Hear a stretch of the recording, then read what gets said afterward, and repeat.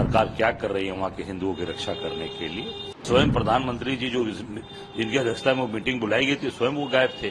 शेख हसीना जी कहाँ हैं? हिंदुस्तान में हैं, गाजियाबाद के एयरबेस पे हैं या कहीं बाहर चली गई। अब हिंदू शरणार्थी वहां पर बेचारे अपनी जान माल की गुहार कर रहे हैं, बीएसएफ उनको रोक रही है। अरे उनको अगर वो दिक्कत परेशानी है तो उनको शरण दीजिए।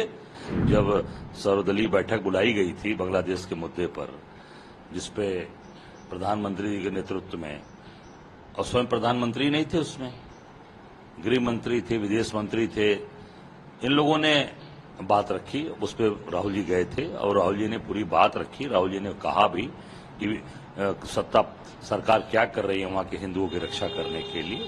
और स्वयं प्रधानमंत्री जी जो जिनकी अध्यक्षता में मीटिंग बुलाई गई थी, स्वयं वो गायब थे।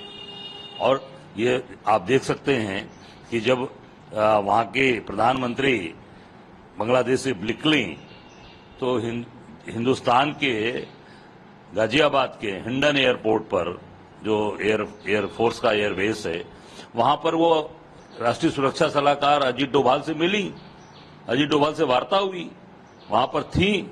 उसके बाद से उनका पता नहीं चल रहा है कि कहाँ वो वहीं पर रुकी हैं कि कहाँ गई हैं। मैं समझता हूं कि इसके बारे में इनको स्पष्ट करना चाहिए भारत के प्रधानमंत्री को कि शेख हसीना जी कहाँ हैं? हिंदुस्तान में हैं, गाजियाबाद के एयरबेस पे हैं या कहीं बाहर चली गई। ये तो पूरे देश ने देखा, पूरी दुनिया ने देखा कि उनके राष्ट्रीय सलाहकार उनसे मिले और उनको यहाँ पर संरक्षण दिया। पूरे प्रकरण में पड़ोसी देश में जो हो रहा है और हिंदुओं को जो अत्याचार हो रहा है लगातार, जब देख रहे हैं भारत सरकार का स्टैंड कैसा है? बिल्कुल स्टैंड नहीं, स्टैंड ढीला है, लचीला स्टैंड है।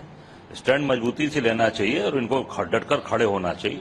चेतावनी देनी चाहिए कि अत्याचार अन्याय न हो, और इस तरह की अगर चीजें होंगी तो फिर सरकार को कड़ा रुख अपनाना चाहिए, क्योंकि जो अत्याचार अन्याय हो रहा है वो गलत है पूरी तरीके से।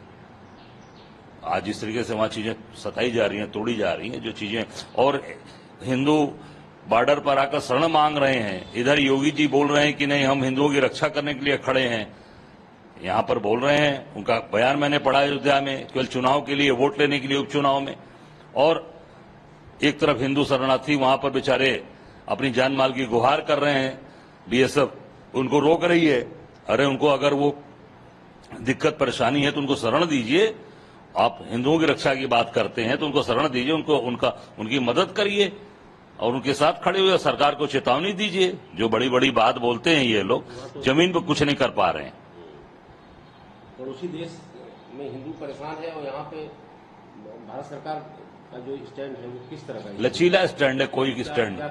भाई बिल्कुल इनको वहां मजबूती से चेतावनी देनी चाहिए वहां की सरकार को कि अगर नहीं रुकेगा तो हम इस पे फिर कड़ा रुख अख्तियार करेंगे और निश्चित तौर से उस पर आगे की कार्रवाई सबसे बात करके आगे निर्णय लेना चाहिए कि इस पे क्या करना है। क्योंकि इस तरह का अत्याचार अन्याय तत्काल बंद करे, तत्काल बंद होना चाहिए। चीजें खराब हो रही हैं और इस पे केंद्र सरकार को, मोदी जी को, जो बड़ी बड़ी बात बोलने वाले ये लोग हैं, केवल हिंदुत्व की बात करने वाले, स्टैंड नहीं ले रहे हैं। स्टैंड लेना चाहिए और डटकर खड़ा होना चाहिए और वहां हिंदू समाज की रक्षा करने के लिए इनको आगे आना चाहिए। कुछ लोग कह रहे हैं कि भारत में भी बांग्लादेश की स्थिति आ सकती है। देखिए, वो स्थिति परिस्थिति जब आएगी तब देखा जाएगा। वर्तमान की जो स्थिति है, जहां पे आपके लोग सताए जा रहे हैं, जहां परेशान किए जा रहे हैं, केवल झूठी बात ना बोलकर उनकी मदद करिए, उनके शरणार्थियों को शरण दीजिए, उनकी रक्षा करिए, उनके साथ पूरी मुस्तैदी और डटकर खड़े रहिए। निश्चित तौर से पूरा देश ये चीज देख रहा है।